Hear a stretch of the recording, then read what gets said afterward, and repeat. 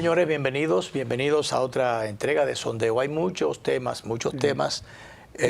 Pero antes debemos expresar nuestro pesar por la partida del compañero Wilfredo Alemani, que murió de madrugada de un infarto cardíaco. Sí, él venía aquejado de salud de un tiempecito para acá, ya estaba un poquito afectado. Y finalmente se conoció su deceso en la madrugada de hoy. Yo conocí a Wilfredo muy joven. Bueno, él me llevaba a mí 2 años, pero yo lo conocí siendo locutor. Él, lector, no. Él no estuvo en Radio 1000. Radio Popular. Él estuvo en Radio Popular, pero yo lo conocía en Radio Central. Recuerdo que ahí se hacían, hace mucho tiempo de eso, por cierto. Muy jovencito, él era locutor de noticias. Sí. Trabajó en noticias en varias emisoras, entre ellas Radio Popular. Pero desde antes, bueno, trabajó creo que en noticiario, ¿cómo era que llamaba la de Pepe Justiniano? Radio Continental, creo que fue. Pero bueno, locutor comercial, como locutor de noticias, lector de noticias, y trabajó en varias relaciones públicas. Y es un querido amigo. Sí. Él tenía un programa, estuvo con Aristia Cuder y con Andy Daguar en el programa Triálogo durante mucho tiempo. Él y yo lo conocimos y intimamos en un curso de posgrado, que él se entusiasmó mucho por la sociología y se inscribió en sociología. No sé si la terminó. Después crearon el programa, creo que era Buenas Noches, que sí, en radio, en Telecentro, Canal 13, con María Elena Núñez, que se casó con ella y tuvo algunos hijos. Realmente, de hecho, yo fui a algunas ocasiones, yo estaba en el 13 en ese momento, en algunas ocasiones fui junto a Jacqueline Morel a hacer el programa. En algunas oportunidades. Un querido amigo de la comunicación. Pasa su alma. Tenemos, Danilo, muchas cosas, como decíamos. El tema del anuncio del presidente, reforma constitucional y reforma fiscal. Sí. Las dos cosas. Hoy el ministro habla en el Diario Libre de hoy, la principal información, el ministro Pavel Issa plantea un abanico de reformas para completar la fiscal. Entonces, se ha planteado que el gobierno debe oficializar, presentarle a la opinión pública los temas o las propuestas, los aspectos que debe o quiere abordar. Y más que, bueno, puede presentar su temario, pero el asunto es someter estos temas a discusión. Y conocidos los temas, entonces, bueno, cada cual podrá expresar su posición y los daños o los efectos que puede esto causar. Mira, ya los roneros, la gente del ron. Porque tú sabes que yo he señalado eso cuando me han invitado. Los impuestos casi arruinan la industria del ron aquí en el país. Claro, entonces bueno, los cigarrilleras la arruinaron. Exacto. Si se arruina, le decía a alguien ayer, bueno, pues si se arruina la industria del ron, bueno, que el ron es nocivo a la salud, pero es una realidad.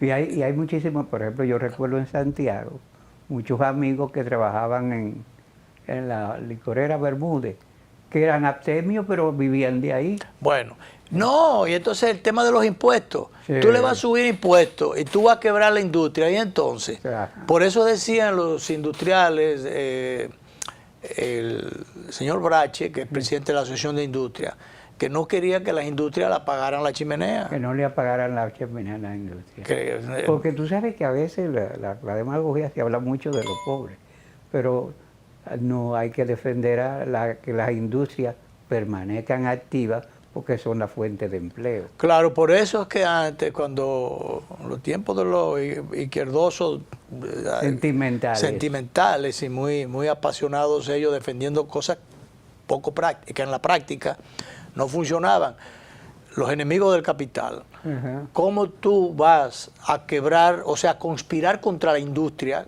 o contra la empresa que es la que te da el trabajo? Entonces tú quiebras la empresa, se acabó el trabajo, entonces ¿qué vas a hacer tú? Con tus ideas y tus ilusiones, qué sé yo, con eso vas a resolver el problema. No. Entonces, bueno, era en la práctica unos criterios totalmente equivocados. Y el tiempo dio la razón. El tiempo dio la razón y tú te encuentras, por ejemplo, hoy yo comentaré un programa, yo siempre, pese a mi posición izquierdista, nunca la veo a Fidel, ni al Che Guevara, porque yo entendía que eran equivocados. Mira, Cuba es un desastre, Nicaragua un desastre. Y Venezuela no se diga. Sí, bueno, entonces, en el mismo orden, ya los distintos sectores están pegando el grito al cielo, porque se habla de un paquetazo que viene por ahí y en distintas variantes o tocando distintos aspectos. Se habla de una reforma integral, más amplia. Incluso algunos dicen que se habla de esa reforma, pero no hay un diagnóstico que oriente la... No, pero eso no se sabe qué ni por dónde viene. Exacto. Entonces, por ejemplo, el economista Jaime Ariztía plantea, a propósito de esto, que el asunto no es subir tasas, sino realmente evitar la evasión fiscal o la ilusión fiscal. Entonces, por un lado, vamos a escuchar un par de minutos a Jaime Ariztía. Antes de pensar, oiga bien, antes de pensar en subir tasas, antes de pensar en ampliar bases, hay que reducir la evasión. O sea, usted tiene que ver medidas para reducir la evasión impositiva. Entonces, el elevadísimo grado de evasión positiva deja claro que en el país se viola la equidad en la distribución de la carga, la evasión y también la ilusión impositiva se traduce en existencia de contribuyentes de altos ingresos con una menor tasa de tributación efectiva que contribuyentes de menores ingresos, y eso hay que cambiarlo. O sea, no es justo que contribuyentes más ricos paguen en términos efectivos menos que contribuyentes más pobres, que la clase media, por ejemplo, que esa es como el jamón, ese está en el medio, ese aguanta por todos los lados. Bien, Pepe Abreu, que tú no puedes acusar de... Esto he tomado del Sol de la Mañana. Estuve él conversando en una llamada. Pepe Abreu, que en su momento, y en más de un momento, ha apoyado al gobierno. Sí. Entonces, sin embargo, él, como sector, hace su advertencia. Él dice, bueno, una reforma podría traer un estallido social. Entonces, es bueno que se fueran tomando en cuenta esas opiniones, para que, yo lo decía el día pasado, que el presidente, líder de la nación para los fines, ideólogo de esta reforma, el mentor de esta reforma, tiene que hilar fino y sopesar y ser prudente con esto, porque esto puede encenderle la pradera en un momento determinado. Sí. Sobre todo, Luis, cuando tú oyes que en los gobiernos, no sino otros también, cuando tú oyes que un señor, apellido Jiménez, devolvió $1.000 millones de pesos. Sí. Y otro fueron dos del caso. 2 o 3 del caso Jean Alain, creo que fue o ese otro. No, ese de otro. Creo que de Medusa. De Medusa. Ese no, sí, exacto. Pero un oficial de la policía devolvió una cantidad. Que devolvieron que yo cuántos millones. Bueno, pero sería ahí en las redes, por cierto, alguien que le hace la pregunta, bueno, entonces si los asaltantes del Banco de Reserva y al Banco Popular, los atragos que hubo en Santiago y aquí en la capital, devuelven el dinero, entonces también ya hay que dejarlo libre. Si devuelven el dinero. Entonces hay que ser cuidadoso con eso. Justamente esos tipos de arreglos están siendo torpedeados por alguna gente que entiende que si con la gente que se robó una cosa de pequeña monta no hay ese tipo de arreglo, de que devolvieron lo que se llevaron y te fuiste para la calle. Entonces, ¿por qué a esos niveles? Señor, si usted se llevó ese paquete cuarto del erario público o fondos ajenos, fondos públicos, y se le comprobó que usted hizo, que cometió en esas ligerezas, pero que pague por eso. Claro que sí. No solo que devuelva, no hay que devolverlo, sino que se lo quiten. Porque en algún saco tienen que tenerlo, por en algún sitio, ¿verdad? ¿Sabes que por eso me pareció muy bien que a la diputada que condenaron, porque dice el tribunal que se comprobaron los hechos que sometió el Ministerio Público, que le incautaran bienes, porque por ahí es que duele la cosa. Pero claro. Bueno, de todas maneras, el tema de la reforma, Pavel, en la parte de fiscal, Pavel Isa plantea que hay que capitalizar el Banco Central, que es una de las prioridades.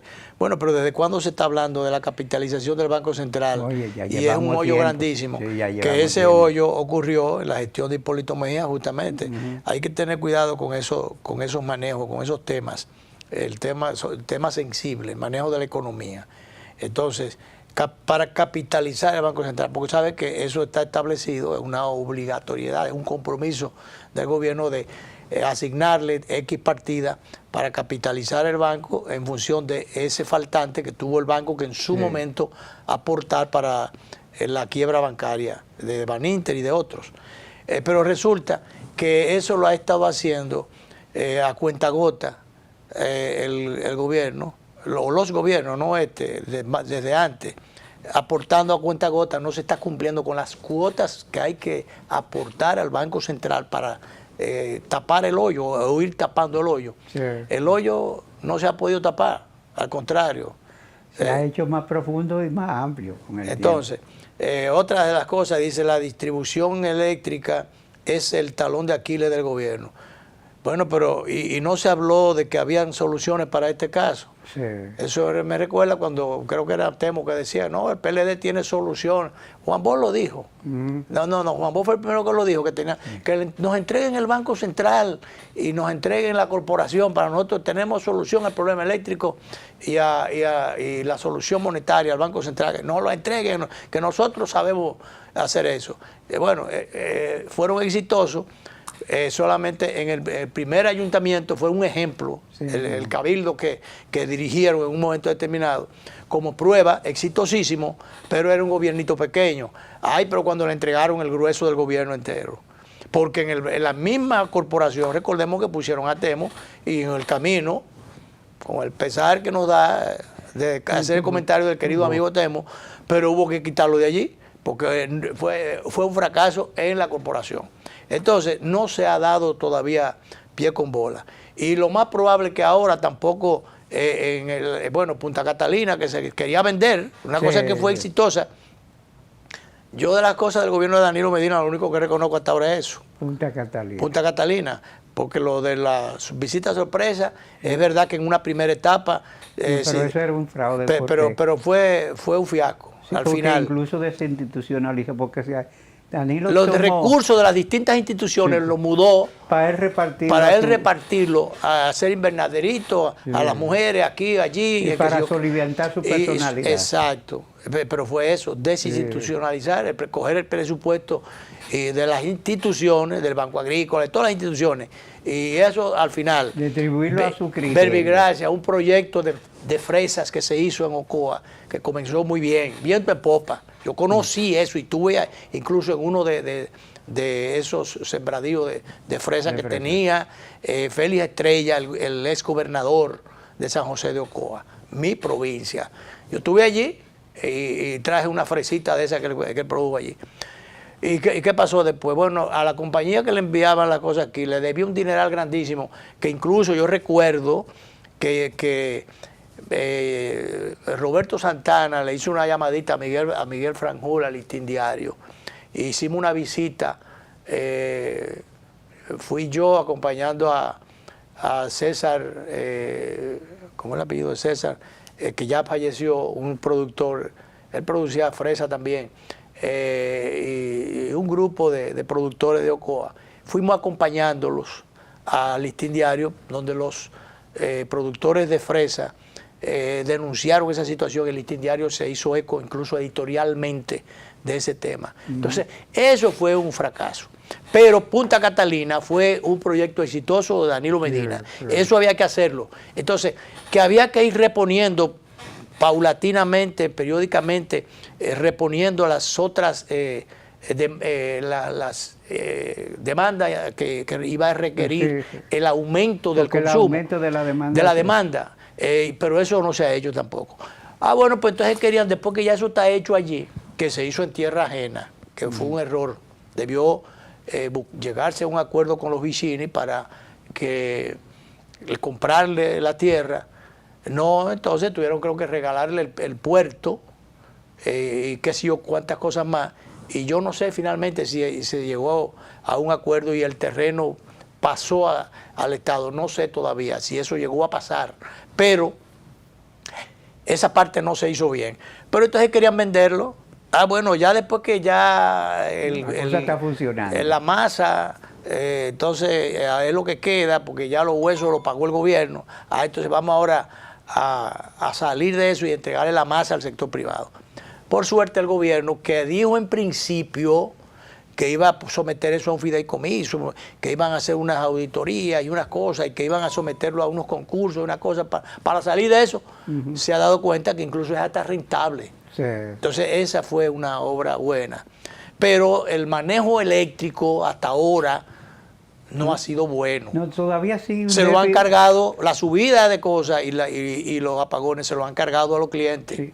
Un déficit del sector que lo pagamos los contribuyentes, lo seguimos pagando los contribuyentes, y yo no creo que no puedan agravar más. Yo no creo que en una reforma vaya a ser para beneficiar a los ya sobrecargados con el tema. La Unión Nacional de Empresarios apoya la reforma, mientras tanto, yo no sé qué cosas están buscando, porque hay cosas que a veces dice sí, pero no. ¿Y cuál es la Unión Nacional de Empresarios? Qué sé yo, porque si Unión Nacional de Empresarios, porque se nueva. supone que yo conozco la Asociación de Industria, sí, y el CONED, ¿verdad? Sí. Y los industriales de Herrera, exacto, los industriales de Santiago, sí, ¿verdad? Que son organizaciones acreditadas. Sí, pero lo otro no solo así, sino que yo no sé cómo es lo otro.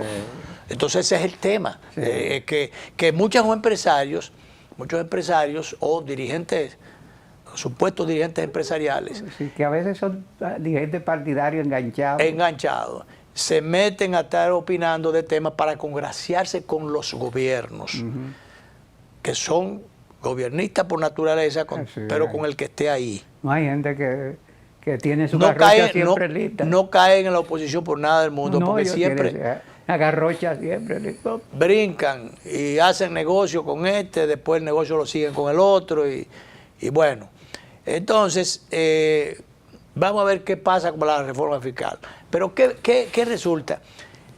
Que por estar planteando lo de la reforma fiscal todavía, que no se ha presentado a discusión, porque lo primero yo creo que había que hacer era esto, pero bueno, el presidente dijo que quería visitar el liderazgo político, por eso se reunió con Abel, el candidato del PLD, que lo felicitó temprano, y hay razones por las que lo felicitó bien temprano, porque él quería marcar territorio y como él fue víctima de una conspiración, realmente, ahora conspiración o conspiradores que ahora quieren echarle el muerto a él, cargar a él de la culpa o del ausentismo de ellos. El comité político ni el propio Danilo necesariamente apoyaron a ese proyecto.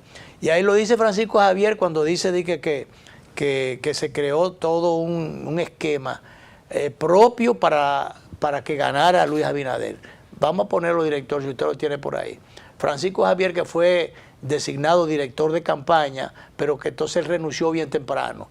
Dice Francisco Javier, dirigente del PLD, que tenían el esquema perfecto de campaña para que Luis Abinader ganara las elecciones.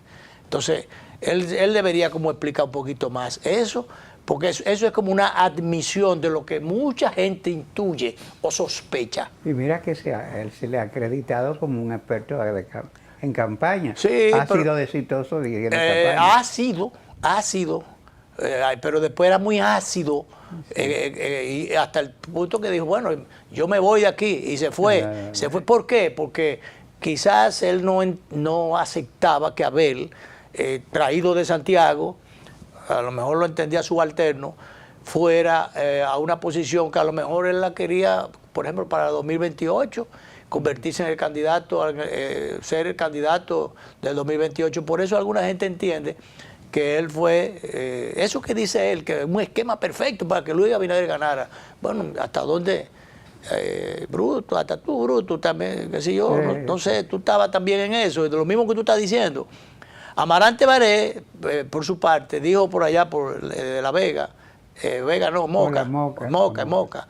Él dice allá que el PLD podría terminar siendo un partido minoritario. ¿Tú sabes qué? Pero espérate, que entonces Mariotti, el secretario general, que dice que va a renunciar, que va a no volver a aspirar, porque no ha renunciado a nada. Entonces él le dice que una especie de calle boca, Amarante. Tú sabes que Amarante Baré ha tenido una posición coherente, porque dijo en las elecciones, o se da la alianza o el PLD se va a consumir en el resentimiento danilista. Claro, Y Amarante y él tiene la autoridad porque él defendió a Danilo y atacó a Lionel en su tiempo duramente. Defendió a Danilo, era danilista hasta la tambora, y realmente dijo, sí, fue previsor, y le salió el bochismo o si se quiere, el amor por su partido, hasta prueba en contrario, más que a muchos otros, porque lo dijo temprano. Si no se hace la alianza con Leonel, el partido no va para ningún lado. O el PLD se va a algo así como a freír consumir en el resentimiento de Danilo. Sí. Y eso es lo que ha pasado al final de cuentas. Claro que sí. Entonces, realmente, bueno, pero quería resaltar antes de que nos fuéramos a la pausa, porque tenemos que abordamos ahora lo de la reforma fiscal o tributaria, pero nos queda la reforma política anunciada por el presidente, reforma constitucional anunciada por el presidente Abinader. Él ha querido reunirse con el liderazgo, pero el liderazgo de oposición, en este caso está encarnado especialmente o principalmente por Leonel Fernández, que fue la segunda mayoría en las elecciones. Él estaba dispuesto, lo que yo entiendo, estaba dispuesto a reunirse con el presidente efectivamente, pero que entonces, ¿qué pasa? Primero dice, bueno, pero es bueno que se dé a conocer primero en qué consiste el paquete. Creo que la dirección del partido le dijo, no, presidente. Pero presidente, no se adelante, porque hay que conocer esto. Y fue una forma de ponérsela fácil para que el presidente tuviera por lo menos una excusa, porque pero eso cae en la reforma política. Eso es lo que ha dado lugar es que, bueno, no, déjeme dejarlo para ahorita, porque lo de Cholitín es donde me iba a meter, pero eso cae dentro de la pretendida reforma constitucional. Eso lo vamos a dejar para ahorita. Cholitín, que imprudentemente truena por allá por Higüey.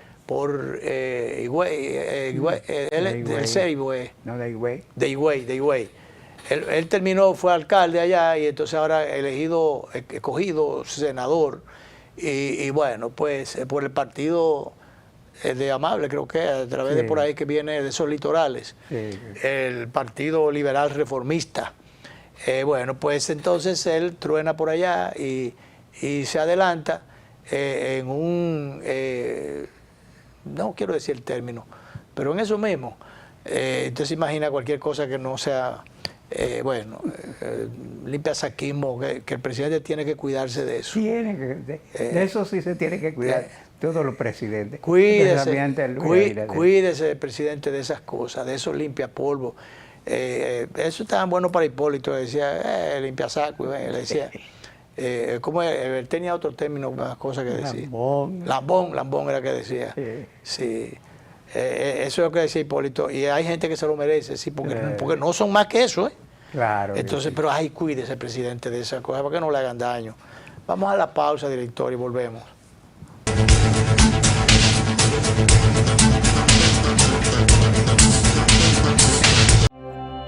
El mundo está lleno de ideas. Te ayudamos a iluminar la tuya. ¿Qué idea quieres cumplir en este 2024?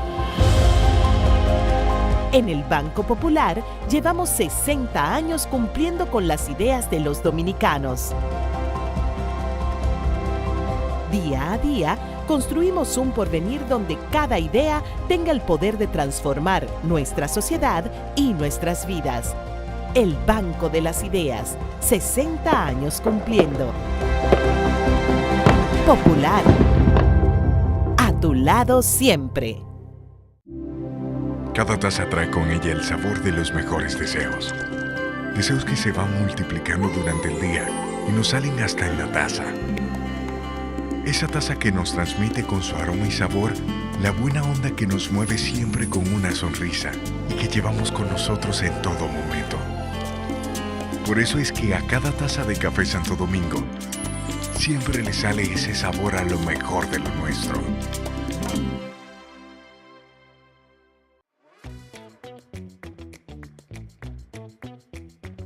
En cada producción encuentro la libertad de crear momentos especiales que agraden al público.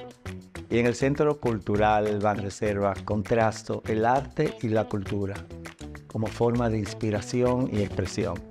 Les invito a que vengan.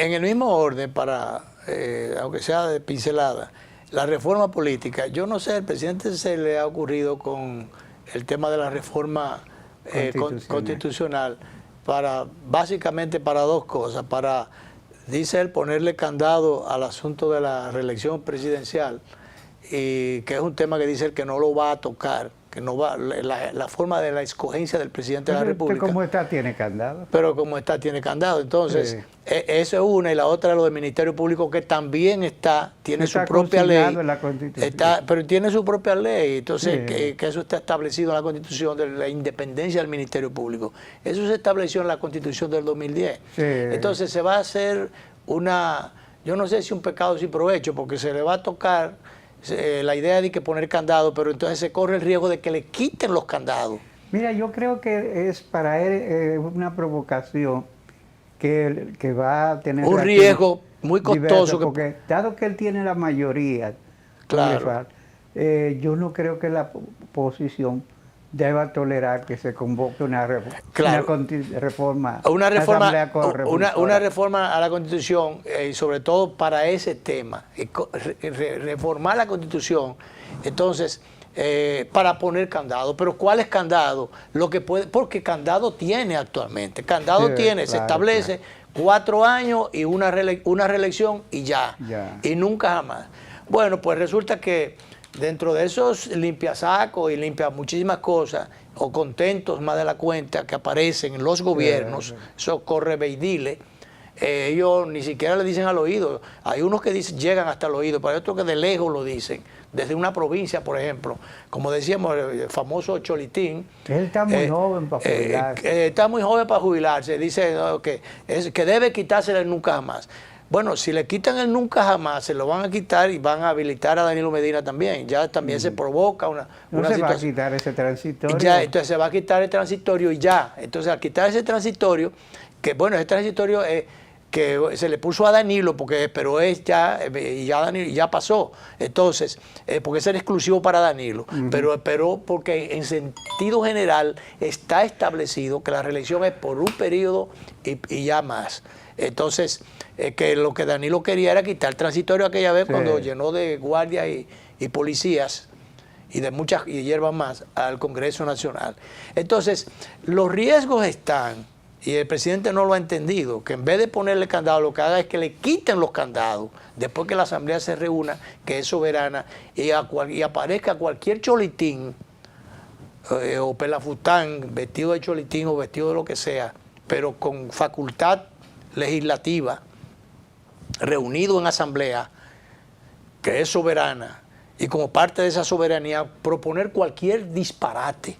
Entonces hay necesidad de producir una situación de incertidumbre o hasta quién sabe, si hasta que deriva hasta en una crisis política, porque aquella vez cuando se establecieron las modificaciones y cosas, fue para aquella vez cuando propuso el doctor Peña Gómez en el 74 fue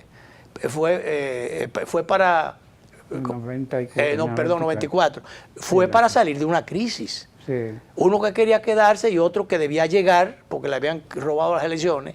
Y entonces no llegó el que quería y no se llegó el que quería y que al final otra cosa.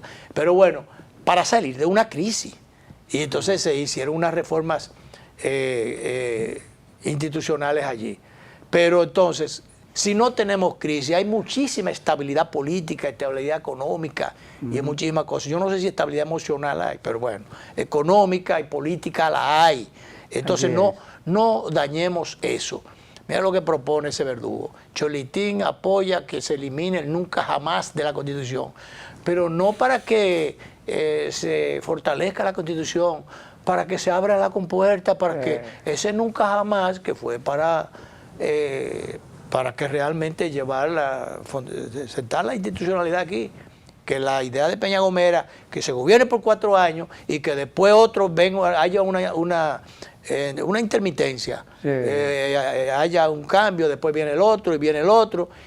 Es para que el que esté en el poder no le eche mano a los recursos públicos, no el presidente necesariamente, porque los presidentes generalmente tienen determinada delicadeza que no tienen muchos funcionarios, muchísimos funcionarios, que son capaces de cualquier disparate, y incluso con el manejo, hasta el manejo de los presupuestos de las instituciones. Con cualquier manejan la influencia en todos los sentidos.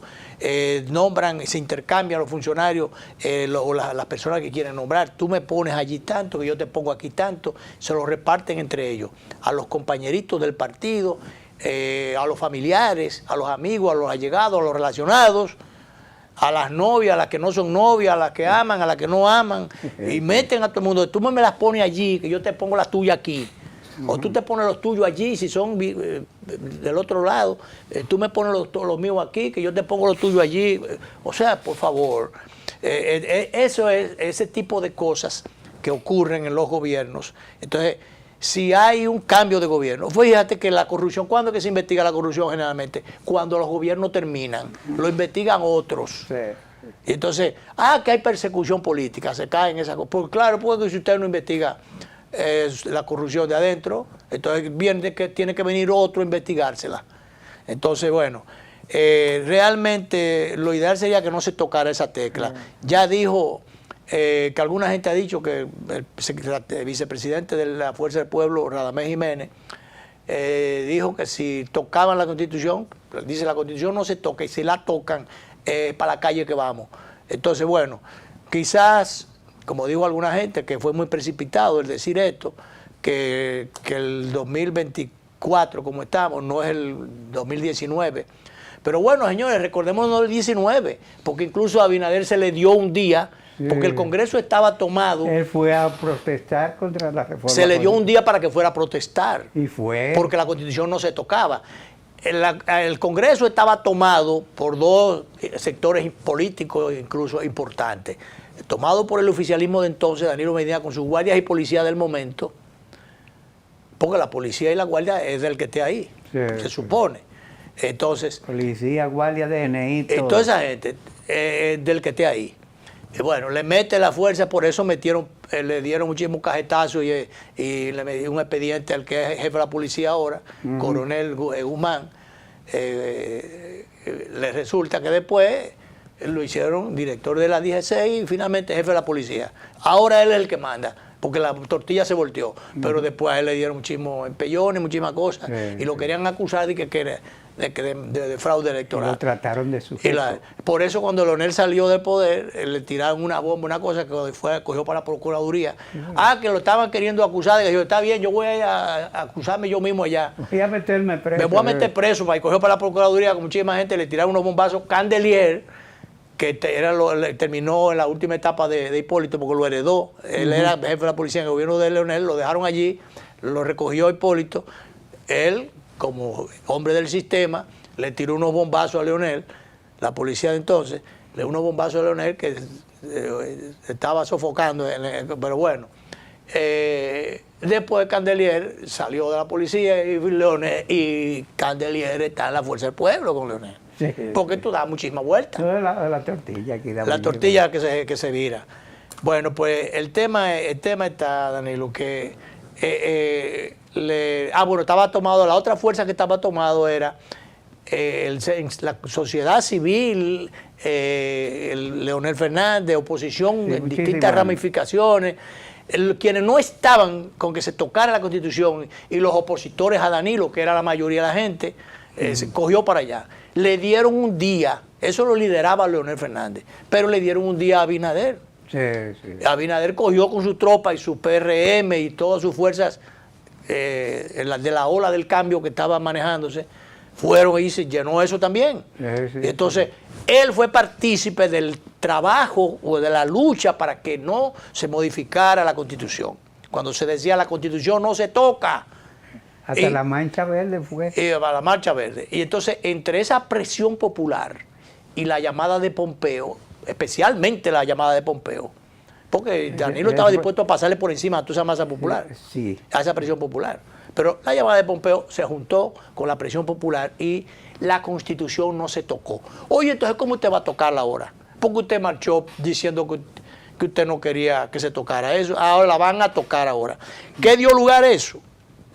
A que no se haya dado el encuentro de Leonel Fernández, candidato en las elecciones pasadas, por la Fuerza del Pueblo. Eso ha retrasado, porque ve acá, si tú vas a tocar esto y no se sabe lo que se va a hacer con eso, entonces no nos juntemos, a tu reforma y a ver qué va a pasar. Inténtalo. Exacto.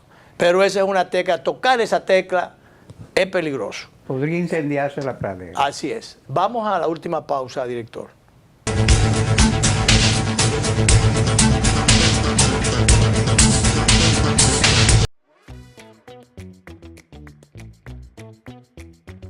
En cada producción encuentro la libertad de crear momentos especiales que agraden al público. Y en el Centro Cultural Banreservas contrasto el arte y la cultura como forma de inspiración y expresión. Les invito a que vengan.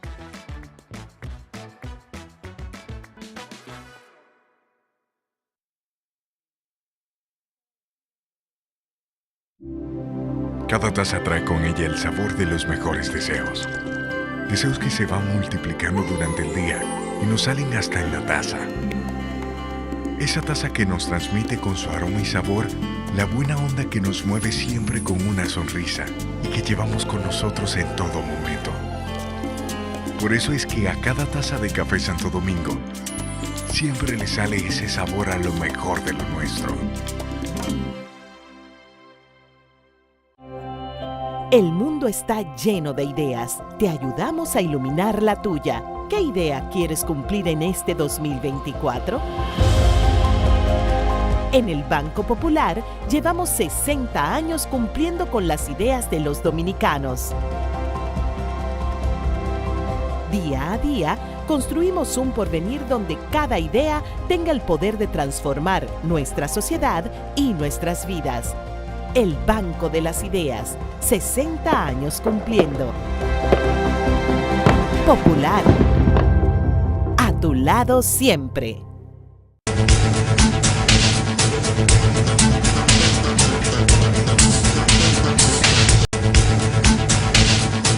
Mira, Danilo, ACOPROVI, que es la asociación que reúne a los constructores, la firma constructora. Sí. Mira, Joel Santos, que es el ministro de la Presidencia, estuvo dirigiendo ese sector en algún momento. Yo creo que él puede meter la mano, ayudar desde adentro para evitar que, si el paquetazo viene por ahí, que traten bueno, esto básicamente con el tema de la permisología, pero las cosas que puedan afectar, que puedan, por ejemplo, grabar la construcción, la vivienda. Porque se está planteando, Luis. Un paquete de cosas, quitarle. Sí, ya cualquier vivienda pequeña cuesta más de 10 millones de pesos. Claro, entonces si tú tocas esa tecla por ahí, doblemente, afectar socialmente a muchas familias que dependen de ahí o que no, a veces no dependen de más nada y lo que tienen en su casa para vivir sus últimos años con su familia más o menos tranquilo, porque el hecho de que vengan las dificultades de salud, los gastos médicos, ese tipo de cosas, y si la carente o casi nula seguridad social que se dispone en el país, o la muy precaria o muy mala o muy criminal seguridad social, o la insegura seguridad social que se tiene.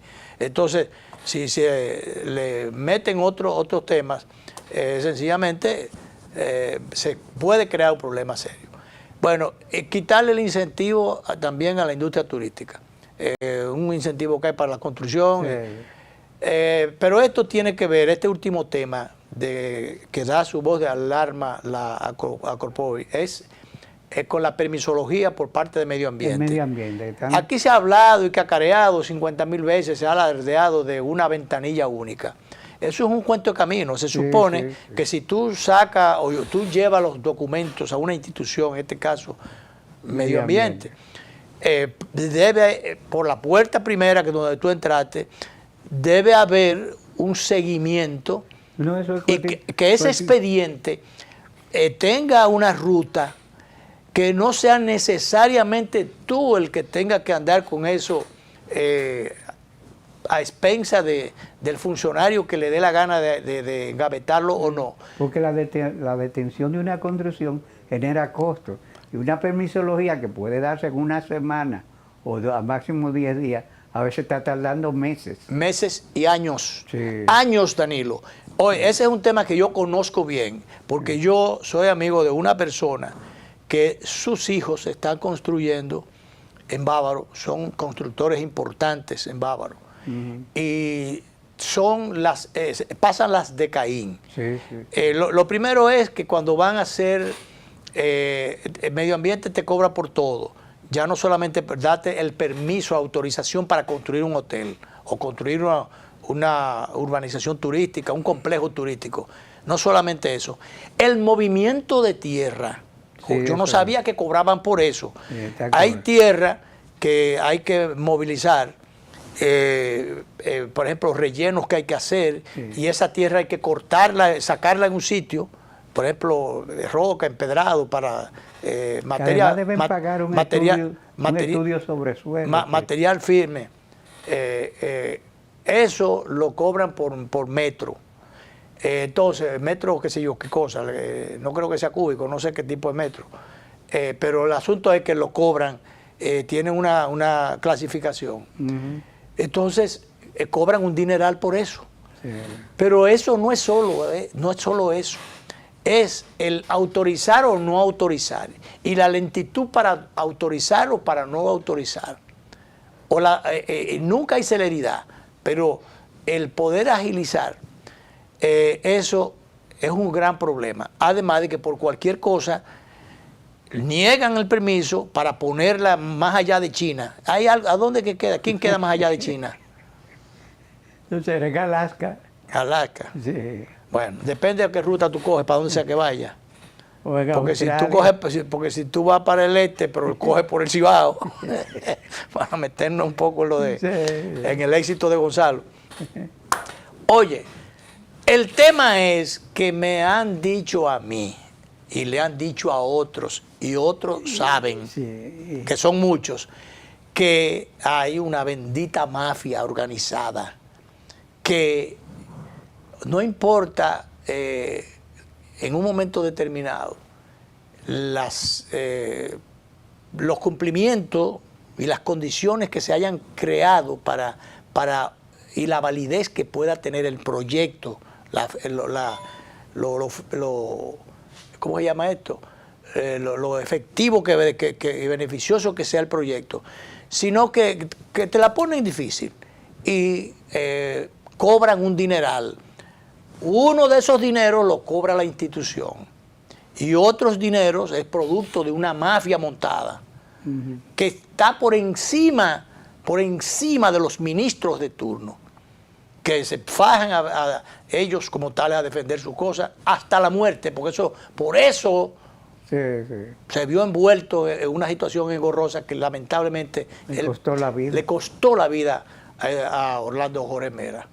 Y entonces, bueno, este actual ministro, que es una persona seria también, una persona seria, está embrujado con todos esos intereses, está allí, pero con todo y que haya un ministro que esté queriendo hacer las cosas bien, hay problemas para los constructores, hay problemas. Entonces, ¿hasta dónde se va a agilizar lo de la bendita ventanilla esa? ¿Hasta dónde se va a cortar lo de las mafias? Que no hay que embromar mucho, ellos sencillamente la ponen difícil. Yo te digo, en Ocoa, medio ambiente, tú pides un permiso para hacer que yo qué cosa, y siempre te lo niegan. Me lo niegan, y entonces coge la gente y ahí determinada gente comienza a hacer su asunto. Hay unos facilismos, unas cosas, por lo menos en el pasado reciente, unos técnicos que siempre dicen que no, todo. Sí. Yo no sé para qué. Yo conocí ese tema, yo porque no he podido ir a conversar con el ministro, porque en algún momento quería hacer un camino dentro de un potrero, sencillamente para acortar el paso a una vuelta que queda como de 15 kilómetros para poder llegar. Entonces, nada, que no se va a afectar absolutamente nada.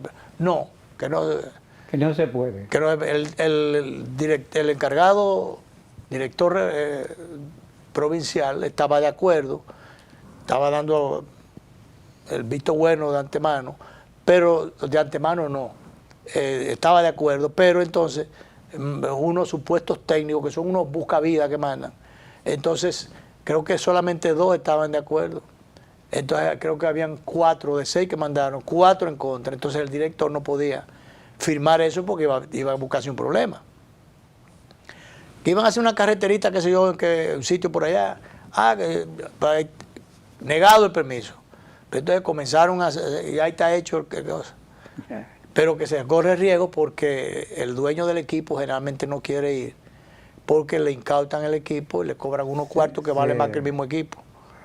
Le incautan el equipo y le meten una multa que entonces, yo no te digo que si están depredando y está que, pero tú no puedes legar, y yo tuve la experiencia bastante, en principio desagradable, después diferente, cuando estuvo Candelier en medio ambiente, entonces que no estaba creado todavía el ministerio, que recuerdo que fue el ingeniero Pérez Martínez que lo llamó a él. Yo no conocía a Candelier y lo llamó porque me tenían el encargado y el tractorista preso en Ocoa. Cuando yo estaba haciendo, Danilo, el trillo dentro de la propiedad, el trillo dentro de la carretera principal hasta donde se iba a hacer la casa, la propiedad, había que tumbar. Cuando se comenzó a hacer el trillo, resulta que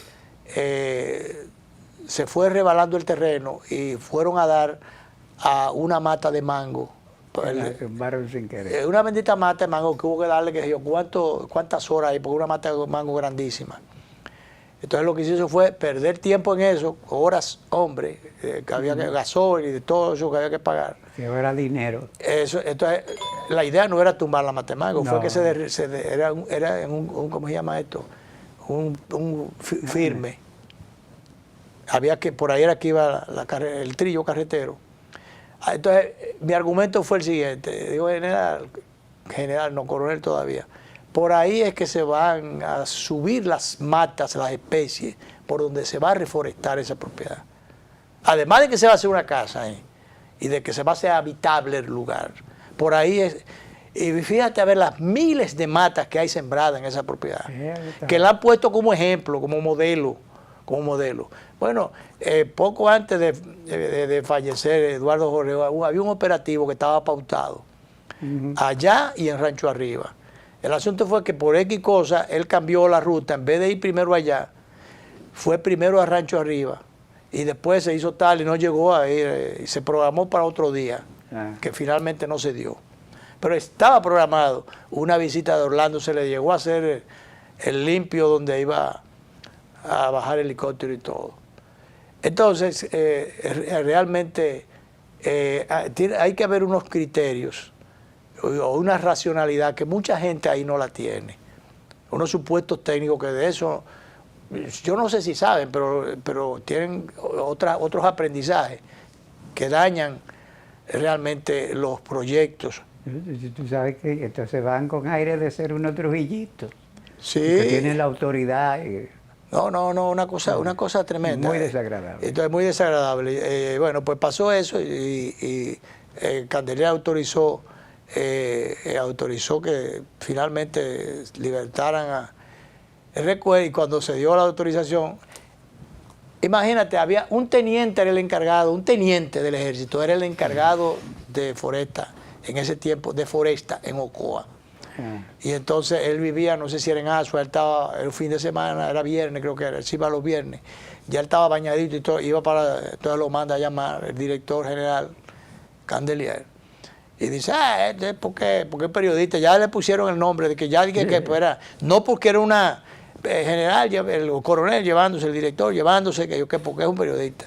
No, un periodista no es que usted es un animal que realmente es un irracional, que no sabe lo que está manejando. Además que hace un teniente dirigiendo el departamento de una provincia en ese tiempo.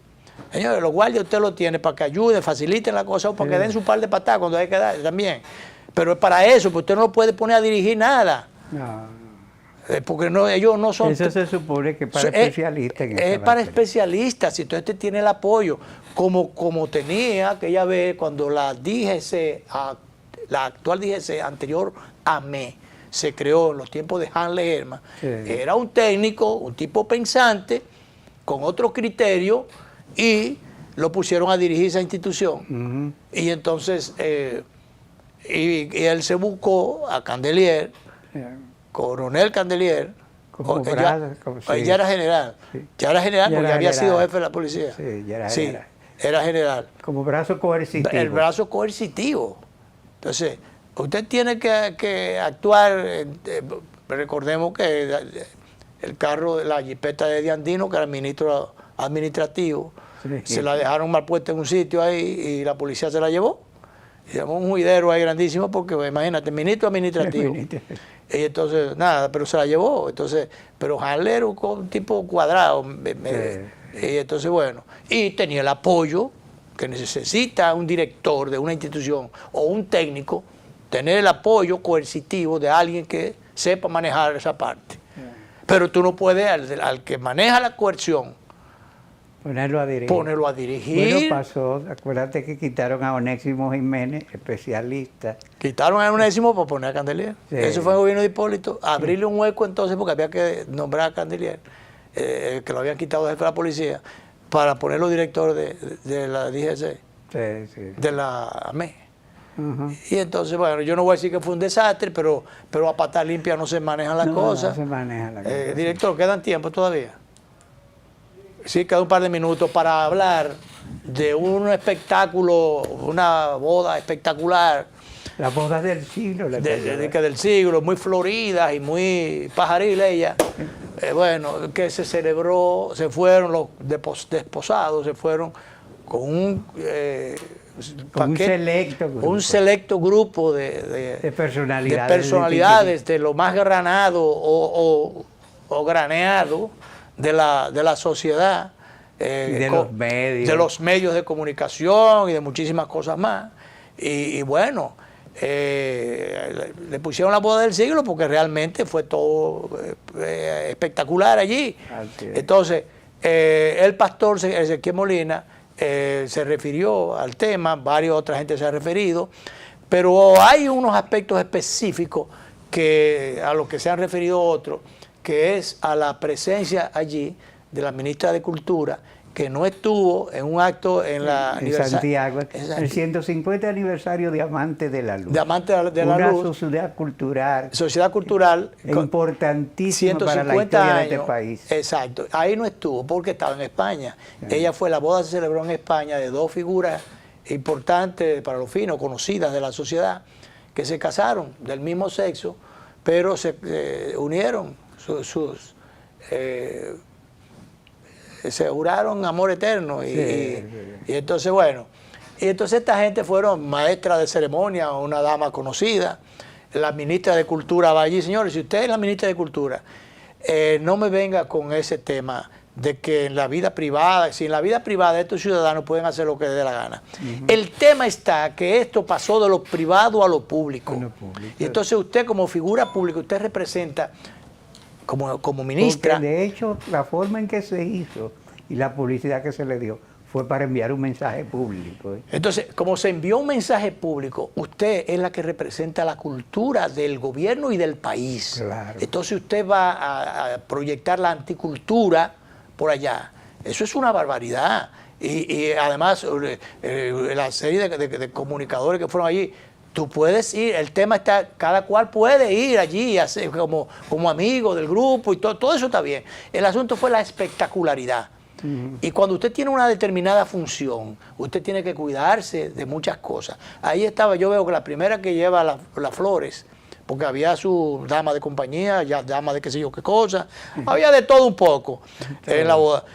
Señores, la maestra de ceremonia de los actos del presidente también estaba ahí. Estaba ahí. Entonces, oye, no es que no estuvieran allí, el tema es que como eso sí va a ser público, entonces debieron guardarse algunas formas. Entonces hay cosas a las que usted ya, la posición pública la obliga, en este caso a la ministra de Cultura, la obliga a la posición pública. Bueno, pues he dicho que ya están vendiendo a partir de ahí la idea de que los matrimonios de gente de un mismo sexo, que aquí es reconocido y que algunos abogados incluso han hablado del tema. No, algunos abogados dicen que como la internacionalización de la vida se ha producido, se casaron en España y que hay que reconocerlo. Y que aquí hay que reconocerlo, que resulta que, esta mañana oí, director, medio minuto, al magistrado Jorge Suero Isa, que fue presidente de la Suprema Corte de Justicia, que le preguntaron sobre el tema. Él dice, bueno, mira, algunos juristas como están diciendo que lo que no está prohibido está permitido, entonces se puede decir que está permitido. Pero el asunto está que como matrimonio no, porque el Estado dominicano, él no puede coger que un juez civil, cosa civil y reconocer, no. Puede hacerse un contrato social. O sea, usted busca un abogado y usted prepara un contrato. Que dos partes se comprometen a tales y tales cosas. Bienes, exacto, sí. y hacer todo lo que... Pero tiene que ser un contrato, pero no pero no es matrimonio. Pero no es matrimonio. Y entonces hay mucha gente que está defendiendo eso porque esta sociedad anda mal. Esta sociedad anda mal. Y por eso a la gente que aunque tenga una posición pública, yo puedo, pero usted es su vida privada, es su habitación, usted puede hacer lo que usted quiera. Claro, pero claro. Esos exhibicionismos y esas cosas, usted tiene una responsabilidad pública y un comportamiento que tiene que respetar, por Dios. Pero andamos mal, andamos mal. Vámonos, director.